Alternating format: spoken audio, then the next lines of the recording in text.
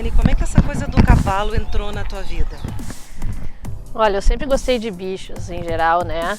E cavalo, principalmente. E aí a minha avó, depois que eu voltei do Rio de Janeiro, em 85, a gente tinha essa chácara aqui, que é da nossa família, e ela me levou para uma escola de equitação, que na época tinha lá no Regimento Osório, né? E desde os meus 12 anos eu comecei com essa história, essa relação com o cavalo dentro do esporte, né? Na prática da equitação. O que foi muito legal para mim, porque o exército em si, eles têm uma tradição do cavalo parceiro, né? Daquela coisa de trabalhar um cavalo, né? Eles são muito a favor do salto e tem a base com o adestramento, né? Ela tem 3 décadas de vivência junto ao cavalo, mas foi há 3 anos que decidiu pôr em prática tudo o que acreditava importante na equitação. 5 anos no máximo, e tu me disseste que ela tem 25 anos. Como é o nome dela? Essa é a Priscila de Jotter. É uma égua bastante famosa, porque ela veio da Europa, era uma égua de grande prêmio. Até onde eu sei, ela era de uma aluna do Nelson Pessoa, né? Ela é bem viajada, é uma super atleta e foi de fato bem condicionada. Quando eu digo bem condicionada, ela tem o trabalho de equitação, que para mim o trabalho de equitação nada mais é de que realmente dar condicionamento físico para o cavalo. Eu vejo que ela é uma inspiração para ti, né? Muito. Vamos contar essa história. Em 2016, Daniela Franco Barbosa decidiu empreender e estabeleceu na zona sul de Porto Alegre o Niquê Sistema Equestre, com aulas que zelam pela conexão, onde cavaleiro e cavalo vão se descobrindo em sintonia. Ô Dani, então vamos sentar ali fora no sol, já que o dia tá bonito, e vamos contar a história dessa princesa? Vamos, eu vou... Agora ela tá mais calma, né? Porque ela vai poder usufruir do vício dela, né, Pri? Que ela protesta. Dani, a gente levou a Priscila para dentro da baia e e eu vi que tu te emocionou quando eu falei que ela era uma inspiração para ti, porque na verdade ela tá muito próximo daquilo que tu imagina que seria uma equitação ideal para um cavalo, né? Me fala um pouquinho do trabalho aqui do teu espaço e como tu chegaste a essa linha de trabalho. Foi um pouquinho Tem várias escolas dentro do meu sistema, né?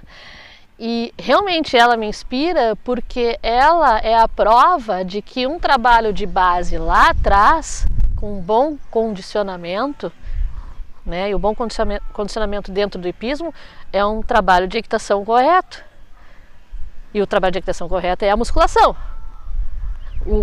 A pessoa que monta teria que ser um educador físico, é o personal. Da pessoa que monta também, porque uma pessoa que monta, ela tem que estar bem alinhada, ela tem que estar em sintonia com os movimentos do cavalo, porque o cavalo se espelha no nosso equilíbrio, vamos dizer assim.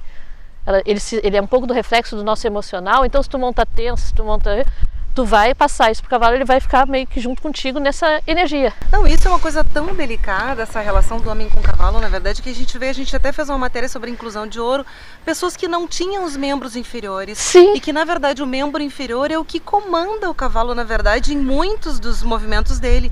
E a pessoa não tinha nenhum dos membros Sim. inferiores. Então, o cavalo consegue se conectar com a pessoa, com as suas limitações. Exato. E ainda consegue obedecer e fazer os comandos com outras alternativas de tão inteligente. Isso. Essa relação, né? Então, tu imagina, a pessoa sem, vamos dizer, sem as pernas e tal, conduzindo, né? Consegue, né? E de uma forma sutil, para te ver como eles respondem dentro daquilo que é correto e que traga realmente uma comunicação e uma conexão legal, fina e proativa, entende? Tu veio então de uma equitação mais militar que tinha uma forte influência francesa. O que tu aproveitou dessas influências para hoje as tuas aulas aqui no teu espaço? Olha, a equitação do exército em si, lá, meu início, é a coisa mais do trabalhar o cavalo, realmente condicionar, porque eles querem, o exército em si nos ensina assim a trabalhar, sentir o condicionamento físico do cavalo, entendeu? A equitação mesmo, né? Tanto é que eles trabalham muito com adestramento também, eles curtem muito o adestramento, né? O adestramento nada mais é que esse condicionar fisicamente o cavalo, certo? Aí depois eu inclusive fui para uma outra instrução com uma outra professora, como eu te disse antes, né? Que ela não tinha lá todas as técnicas, não era das mais técnicas, não era das mais finas, mas ela tinha aquela coisa de saltar e ela curtia e não tinha mau tempo. Ali ela simplesmente trabalhou através do jeito dela de trabalhar com a equitação, trazer todos os instintos, toda a sensibilidade, porque ela nos exigia tanta coisa, assim, muito doida, vamos dizer assim, sabe? Tipo assim, a gente pegava um cavalo que chegou recém-domado agora e já botava pular um tonel, sabe? E na época eu tinha 15, 16 anos. E a gente tinha que fazer passar o tonel. Você lidou com todos os medos. Exatamente. E aguçei todos os meus sentidos para sentir até quando o cavalo ia respirar, se caso ele fosse ter medo. Por algum motivo, porque ele também tem as inseguranças, né? Às vezes é a gente, às vezes é ele, a gente tem que saber entender e separar. Então a gente aguça tantos os sentidos que a gente pode chegar a esse ponto. Isso não é meu, isso é dele, entendeu? Ou é meu, tá? Então assim, a gente não pode toda hora estar botando a culpa no cavalo. A gente também tem que se enxergar. Uma coisa interessante da equitação é que ela também, da forma correta, se a gente trabalhar ela da forma correta, a gente vai aprender a se enxergar. Porque se tu realmente praticar ela na linha mais profunda, ela vai te fazer separar isso aí. Entende? Tu vai saber exigir, e se o cavalo não te responder, será que eu me comuniquei bem com ele? Ou será que ele não está conseguindo fazer porque realmente a condição física ainda não chegou lá para o tal exercício? Tudo isso tu vai conseguir trabalhar, né? Como é o teu trabalho? Aqui é o seguinte, as minhas baias em si, no galpão, eu já mantenho a natureza dos cavalos como grupo, manada. Não são baias fechadas, são baias até 1,20 m de altura, e depois eles têm visão de 360 graus e eles se comunicam entre si, e eles têm toda a participação do movimento da hípica. Então isso aí já trabalha uma conexão bem interessante. Todos se relacionam. Exato, e eles estão a par de tudo. É impressionante o efeito que dá esse sistema de baias, tá? Então gera uma conexão já ao natural, trazendo essa essência da natureza deles, né? E na hora de eu dar aula lá, eu procuro trabalhar realmente essa conexão de cavalo-cavaleiro, que na verdade é como se eu fosse um cavalo, vamos dizer assim. A gente tem que saber se comunicar, entende? Então eu procuro buscar essa conexão, mas para isso eu tenho que te conduzir para tu te auto-perceber. Geralmente quando a pessoa vai montar, ela tem seus medos, não é? Todo mundo tem seus medos. Até hoje eu tenho certos medos ainda, né? Se eu não conheço um cavalo, é óbvio que eu vou ter um certo medo, né? Mas eu tenho que saber lidar para poder passar uma segurança para o cavalo, para que realmente as respostas venham mais claras dentro daquilo que é exigido. Eu acredito que tudo é energia. Então, se a gente está com a nossa mente focada, a gente vai trabalhar um campo. E os cavalos têm uma facilidade imensa de captar isso. Daniela também tem um trabalho que ela carinhosamente apelidou de Plano Zen, só para trabalhar a cadeia muscular de forma descontraída e relaxante. Com um pouco de pressão e alongamento, trabalha sem sela, no pelo, uma forma de montar e exercitar corporalmente sem o conforto do material. Para ela, o contato direto com o animal oportuniza serenidade, leveza e descontração. O cavalo está com a amazona e a amazona está com o cavalo, juntos, focados, conectados. O que eu penso que a equitação e os instrutores, a gente tem que ser educador para a vida.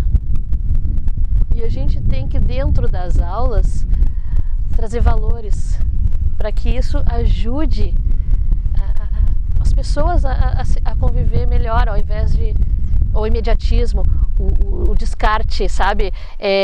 Sugar alguém, ou usar. A gente tem que trabalhar mais hoje em dia uma real parceria da situação. Muitas vezes, ser humano abusa de um poder subestimando a inteligência do próximo. No meio equestre, também há o imediatismo quando se trata de cavalo-atleta. É preciso estar bem conduzido, bem treinado. A conexão se cria, com uma bolha imbatível. Assim é o conjunto cavalo e cavaleiro, onde dois deveriam se tornar um. Cavalo consciente é cavalo seguro. Cavalo seguro é cavalo com conteúdo e conhecimento. Isso gera equilíbrio físico, mental e espiritual. É que nem uma relação, tu não pode ter uma bengala, né? Os dois têm que caminhar juntos, né? Ninguém tem que se apoiar em ninguém. Então a mesma coisa é na hora de montar um cavalo. Tu tem que fazer a tua parte. Todo o trabalho que foi feito na carreira de atleta dela foi uma condução, foi um trabalho de conhecimento do cavalo atleta, tá?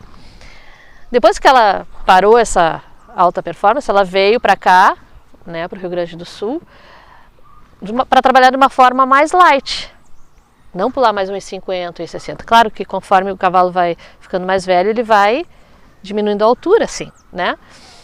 E ela ficou um tempo na mão de uma colega minha, inclusive, que tem essa mesma linha que eu, assim, que é mais de preservar e não sugar o cavalo.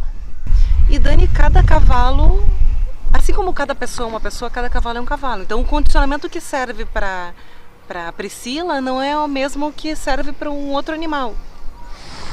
Não é um objeto, né?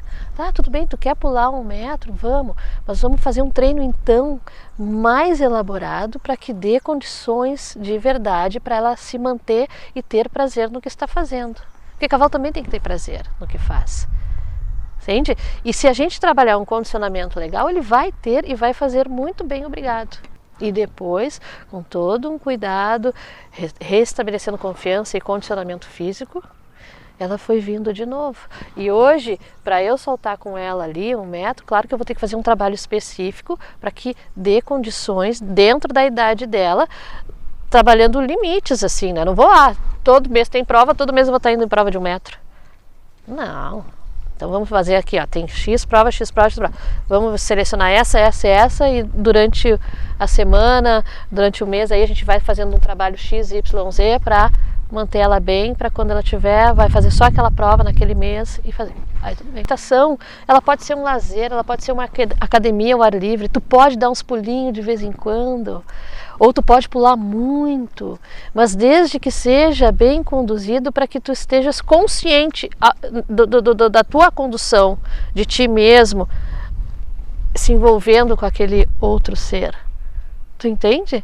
Então assim, aí o que acontece? Ela vai se tornar cara, claro, não é barato ter um cavalo, certo? Mas dependendo do que tu almejar, se tu entrar na vibe de que é só saltar, competir é óbvio que vai se tornar extremamente caro, né? Então tu pode ter um cavalo de equitação, tu pode praticar hipismo, tu pode vir montar. O esporte é caro? Tudo vai depender do que você alimenta. Se alimentarmos o imediatismo, a vaidade, o ego, a soberba, certamente sai muito caro. Se alimentarmos o respeito, o amor, coerência, conhecimento, compaixão, teremos um esporte saudável e bom para todos. Cavalo também tem que ter prazer no que faz. Cavalo não é objeto. Quando tu pensa em saúde de alguém que faz algum trabalho com o cavalo, né, montando o cavalo, tu pensa em desenvolvimento de equilíbrio? Quais são as outras coisas que tu imagina que deixa a pessoa... O corpo em si, para trabalhar o equilíbrio, tudo, né? O condicionamento físico em termos porque tu tem a andadura do passo para entrar em sintonia, tu tem a andadura do trote e a andadura do galope. O teu corpo vai ter que se ajustar a todos esses movimentos. Então tu vai ter todo um contexto dentro da musculatura que a gente tem para trabalhar o corpo alinhado, né, com todos esses movimentos. Aí o que acontece? Que eu zelo muito a saúde mental, trabalha muito foco. Alba tem aulas com foco no lazer, condução, coordenação, foco.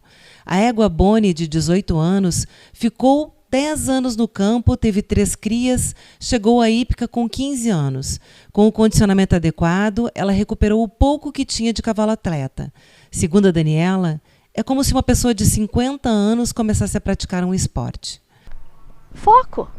Vamos focar, porque tu tem exercícios durante a pista que não precisa ser só soltar. Não precisa ser salto. Eu posso botar uns cones aqui, uns cones ali, botar uma varinha aqui, outra ali, te trabalhar para tu conduzir. Certo? Vamos fazer um circuito. Isso pode ajudar a memória, pode ajudar a atenção, né? Tudo. E o teu líder, porque todos nós temos um líder dentro da gente. A gente tem que exercitar o bom líder. Porque uma coisa que eu sempre digo também, a pessoa que pratica a equitação, o profissional, ele não pode ser um chefe ao montar, ele tem que ser um líder. Porque o chefe suga, né? Suga. Né? O líder não. Ele vai fazer tu potencializar de fato os teus potenciais, né? Toda a tua... Então, além de um personal, educador físico, o instrutor, a pessoa que trabalha os cavalos, também tem que ser um bom líder. E eu sempre zelei, e sempre almejei, sempre me encantou, aquela que o cavalo e o cavaleiro tem um semblante sereno, movimentos sutis, parece que eles flutuam.